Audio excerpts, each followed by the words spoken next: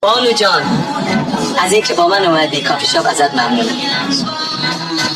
من قدرشناس تو هستم. من ممنونم. آدم اسمی من خیلی اینجا رو دوست دارم. من کافی شاپ زیاد میرم ولی اینجا به نظرم خیلی باحاله نه؟ کافی شاپ. بله. گارسون سفارش بدید که میخوردم. چطوره؟ سلام؟ خیلی سلام. چی میل داری بانو جان؟ من هر چی دوست داری بگو. یه کاربونای اسپریت میخورم و قبلش هم یه آفوکادو. همیشه همینا رو میخوری؟ برای شما؟ من بسر قیفی.